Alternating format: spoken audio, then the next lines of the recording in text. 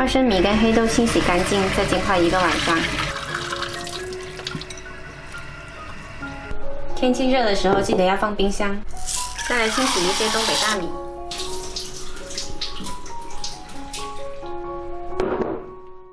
加一点点底盐，还有少许食用油，腌制半个小时。取个砂锅，加入适量清水，把浸泡好的黑豆跟花生米倒进来，先煮10分钟。剥去壳的板栗对半切开。豆子滚了有10分钟啦，来把腌好的米加进来，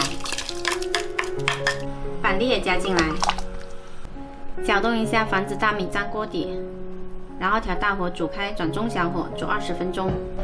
用2根筷子把锅盖架起来，这样可以防止粥水扑出来。袖子。洗澡澡。我洗澡澡。玩草莓洗澡澡。抖一抖，这里面水里面抖一抖。你看这个给磕坏了，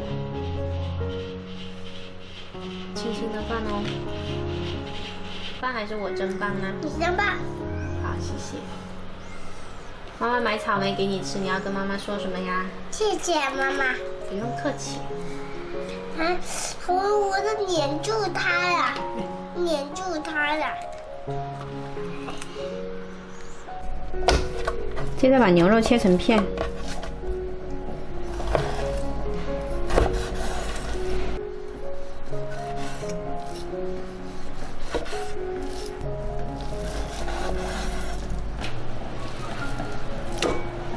牛肉加入一点点盐，少许油，少许水淀粉，搅拌均匀，腌制一会儿。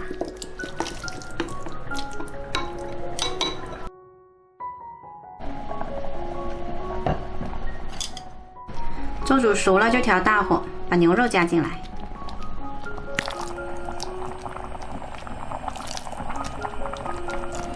牛肉加进来之后，快速打散。牛肉比较容易熟，再次煮滚就可以啦。撒上姜丝，1小勺胡椒粉，根据口感再加少许盐，再来一点点花生油。